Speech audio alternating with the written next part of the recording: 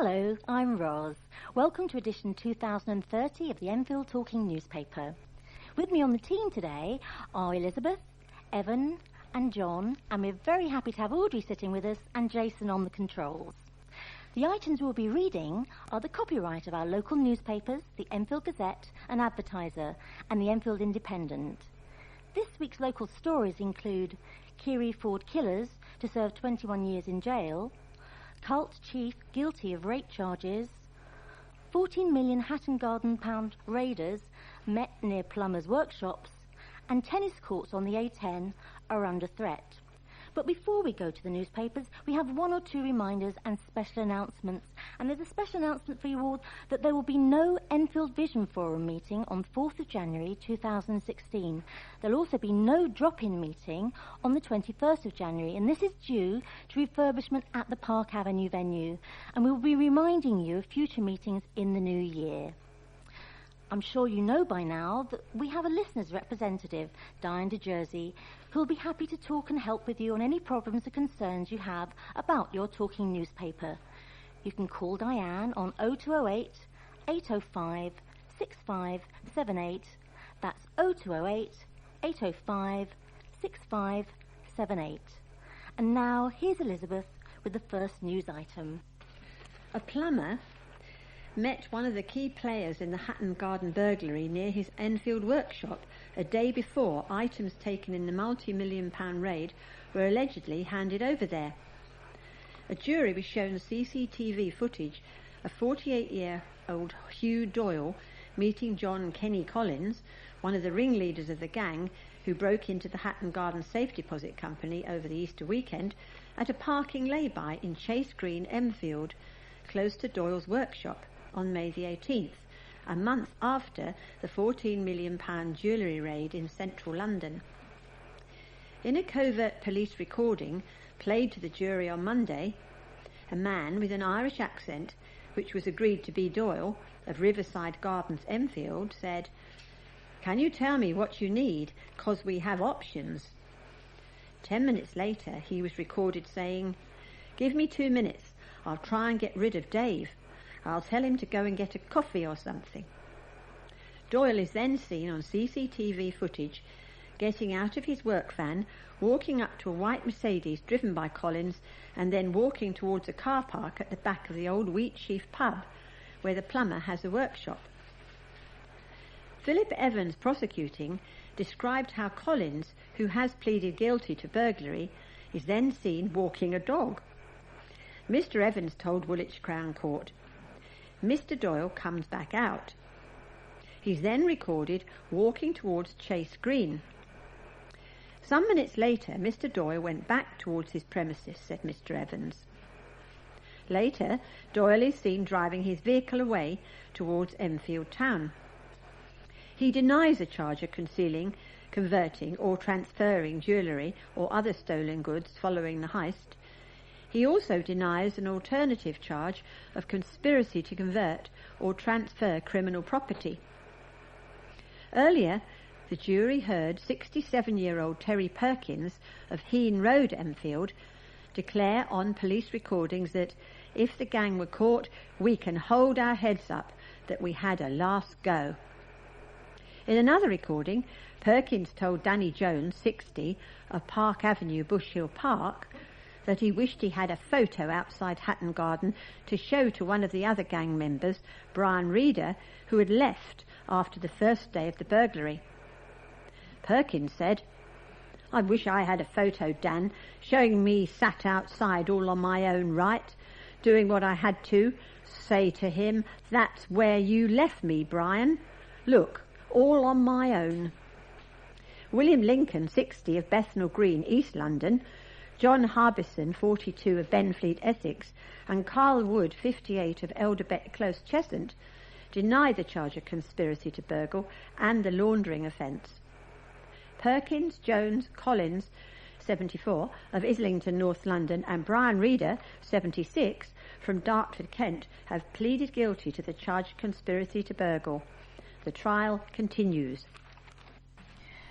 Public tennis courts could be lost as part of a plan to expand a neighbouring cemetery. Fury has been sparked after it was revealed a report due to be debated in February at an Enfield Council Cabinet meeting sees proposals to expand the Edmonton Cemetery off the A10. This means that tennis courts which are used free of charge could be removed to make way for new provision. Councillor Joanne Laban, Shadow Cabinet Member for the Environment, was left outraged by the proposals. She said, "This is not the first time that the Environment Department at Enfield Council has wanted to expand the cemetery by axing the tennis courts. I believe axing the tennis courts would be of detriment to our borough. Tennis is an expensive sport, and these free-to-use tennis courts provide everyone with the chance to play. We have an obesity problem in our borough, and we need affordable facilities for residents to exercise, and these tennis courts provide that. Great Britain performed heroics to win the Davis Cup for the first time in 79 years, and Councillor Laban believes the borough will be losing a crucial sporting area for children in the area." She added, "If we want to find the next Andy Murray, then tennis courts such as these should not only be kept but publicised more. There has recently been a big push to broaden the council's burial offer, but the space is limited on the current site, but axing the tennis courts should not be on the agenda." However, Councillor Daniel Anderson, Cabinet Member for Environment, defended the proposals, believing the borough has a shortage of cemetery space. As Councillor Laban knows, we have a shortage of cemetery space in the borough, and we need to find new areas for burials, preferably through the expansion of our existing cemeteries. The A10 tennis courts are underused and are not, therefore, the best use of our ever more finite resources. We believe that resources should be targeted where they will get the best return, and our preference is for multi-use games areas in our parks. We have been in talks with the Lawn Tennis Association, who understand our position. The proposal will be discussed at the Cabinet meeting on February 10th. Twin brothers guilty of murdering a father who tried to break up a street fight have been given 21 years each behind bars. Kiri Ford, who lived in Tottenham, was stabbed 12 times in Hazelbury Road, Edmonton, in the early hours of Sunday, November the 30th last year, after a brawl. He had been attending his cousin's 18th birthday party at the time. Charles and Dio Tamale, aged 19, of St Edmunds Road, were found guilty of murder, conspiracy to rob, and to pervert the course of justice. Meanwhile, 18-year-old Atta Hansen of Church Street, Enfield, was found guilty of manslaughter and conspiracy to rob, and was sentenced to 11.5 years behind bars. Mr Ford attempted to intervene in the robbery of 4 men from Walthamstow outside the party, where he was then chased and stabbed 12 times, including 3 to the heart. The impact on the family of Mr Ford was read out at court, including Joanne Duncan, the mother of Mr Ford. It read, "Kiri had a lovely temperament and was a quiet, humble young man who loved his family. I am so proud of my son. He was attacked by mindless imbeciles. They hunted him like a pack of hunting dogs. He had a young son whom he loved dearly and who will now have to grow up without him." Elisha Harry, the mother of his son, said, "He loved his son so much. We were going to put up the Christmas tree decorations that night.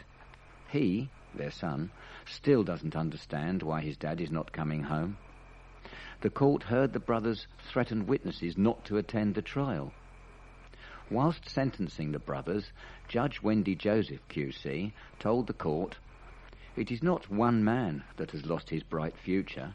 His little boy lost a father. His family lost a father, brother, and child.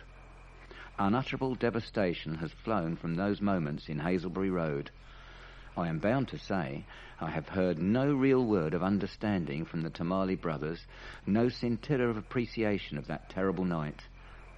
It was also revealed that the pair were part of a gang known as Dem Africans, a group based in Edmonton. QC Joseph added, "The Tamales and Hanson were part of a gang based upon a postcode and an allegiance to that postcode. I am satisfied this was conspiracy to rob. As they were being sent down, the twins put their fists to their chests and signalled to the public gallery. The pair were also sentenced to 4 years for conspiracy to rob and 3 years for conspiracy to pervert the course of justice, each to run concurrently with the murder sentence.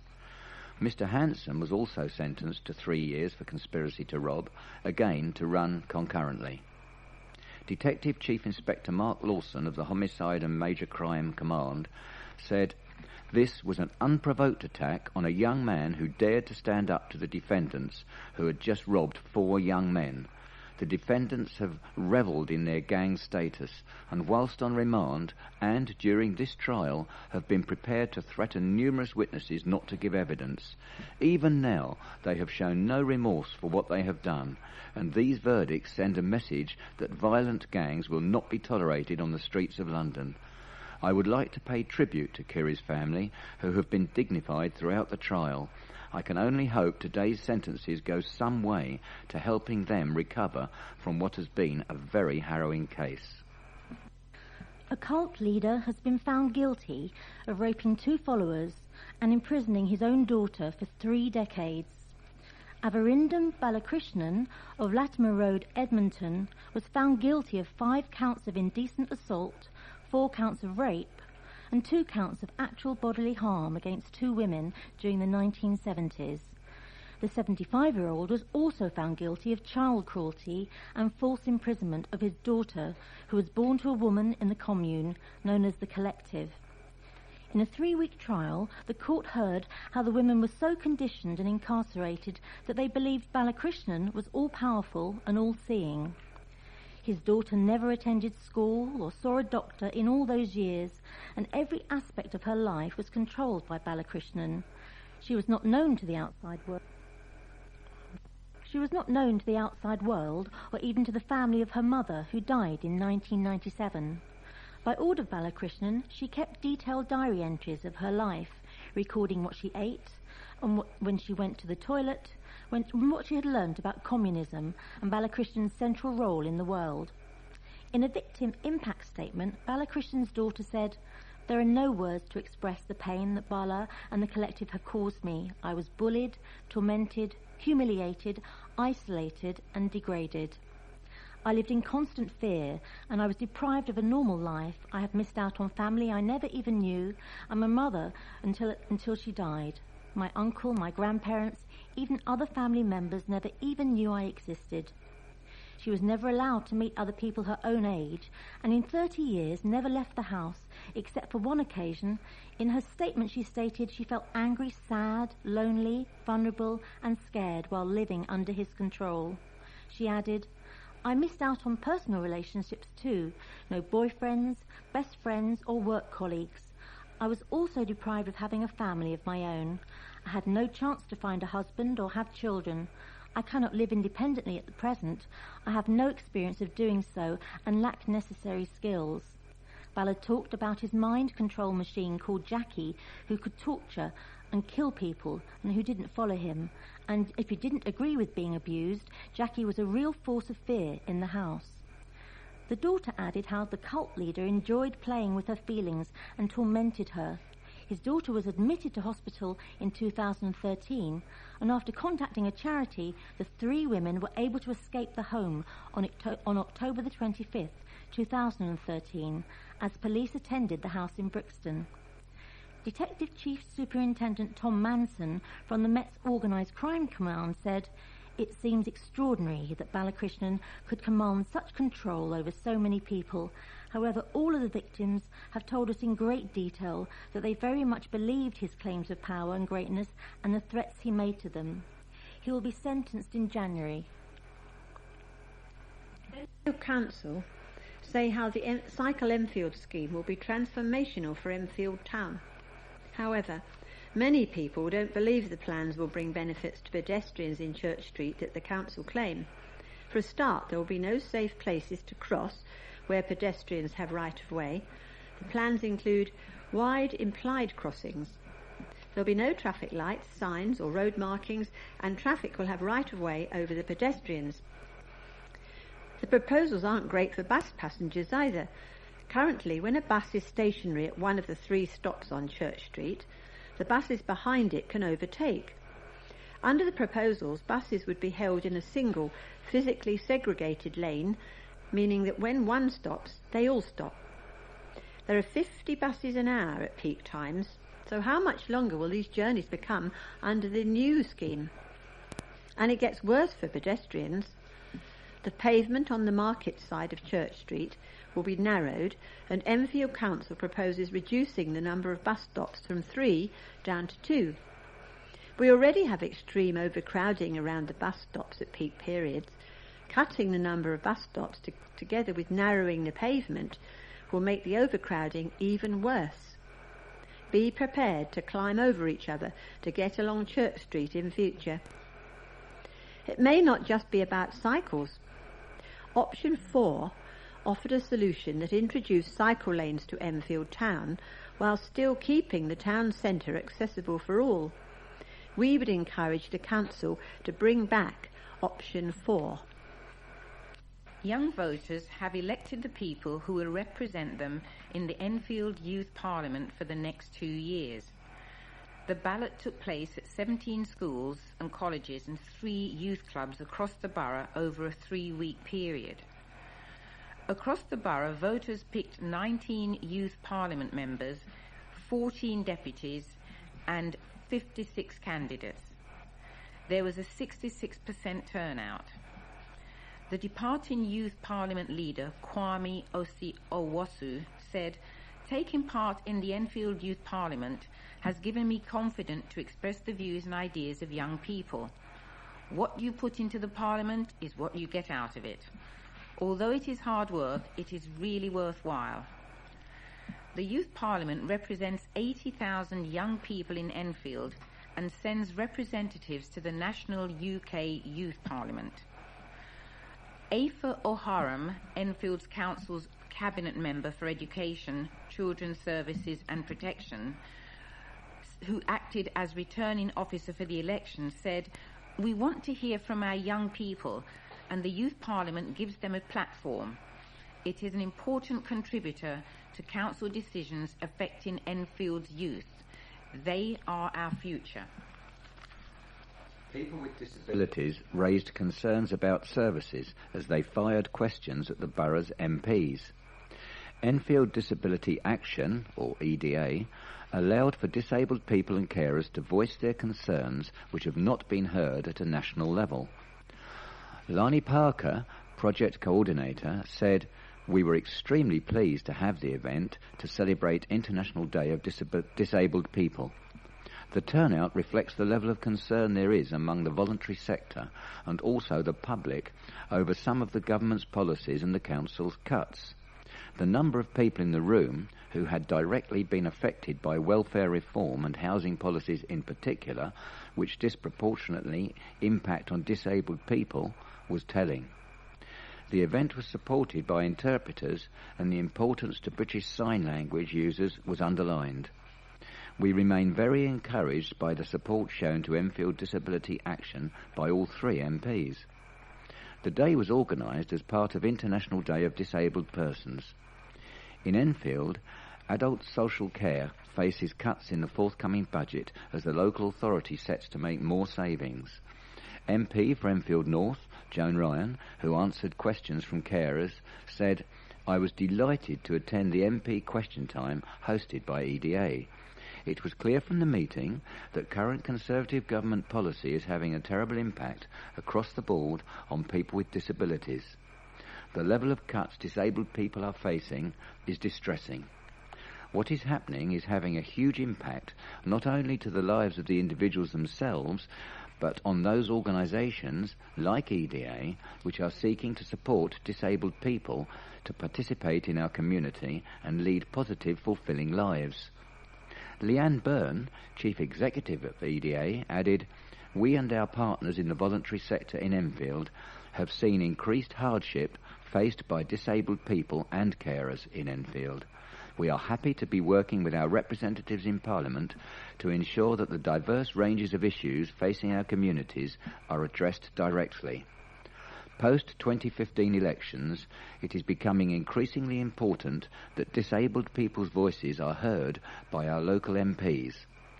All 3 MPs are supportive of the organisation, and we are extremely pleased that they have all agreed to attend to answer questions from their constituency. A petition to improve access at Hadley Wood Station has been presented to rail chiefs, boasting more than 1,300 signatures of support. Access to the railway station, which campaigners say provides crucial public transport in the area, is currently only available via 2 sets of stairs, each with more than 30 steps. On Friday, representatives from the newly formed Hadley Wood Rail Users Group handed a petition to Govia Thameslick Railway Local Development Manager Andrew Sedgwick and Station Manager Duncan Primrose.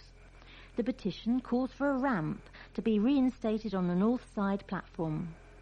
Francesca Kane, chairwoman of Hadley Wood Rail User Group, said, "Hadley Wood exists because a local property developer said, 'If you build a station, I will build some houses,' and so the rail line is a core part of Hadley Wood."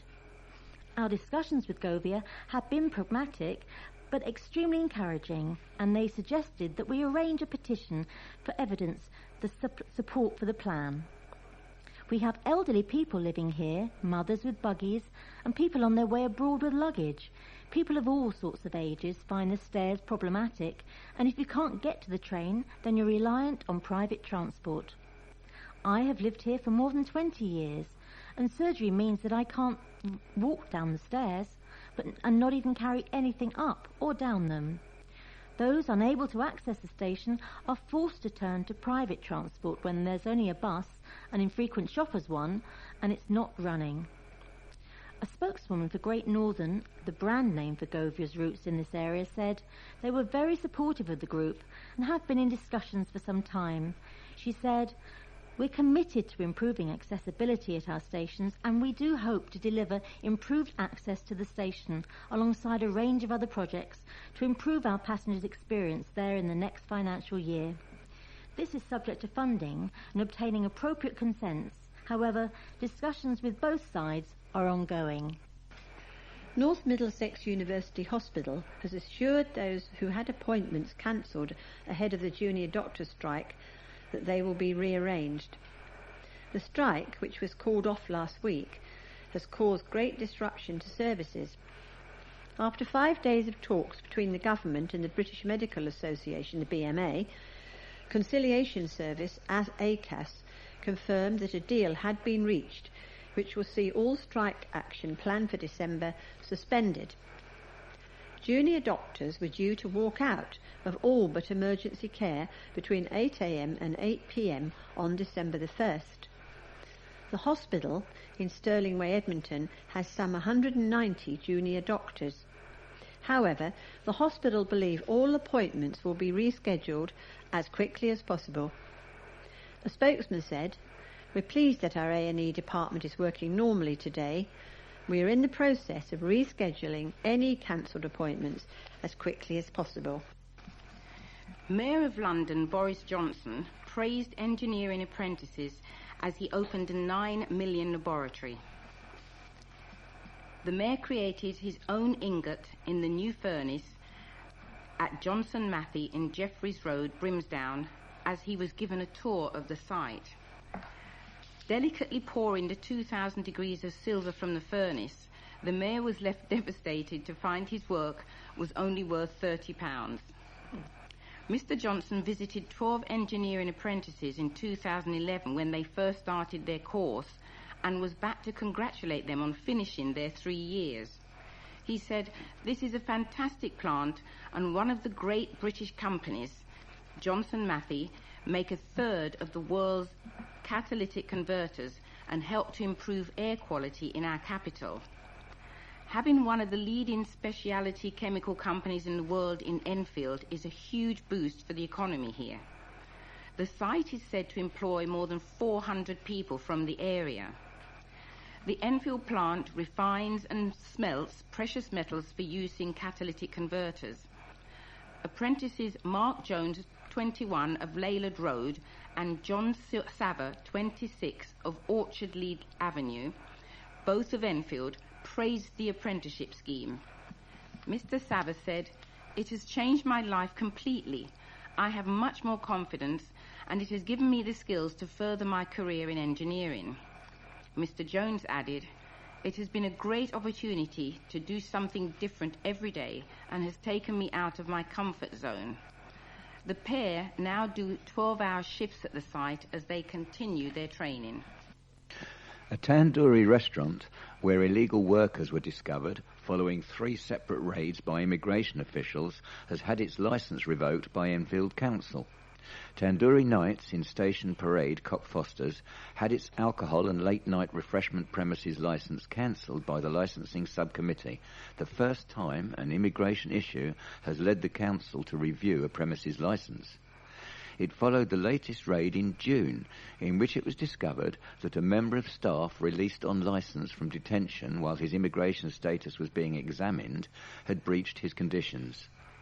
Along with a revocation of the licence, the business faces fines of £15,000 for immigration offences.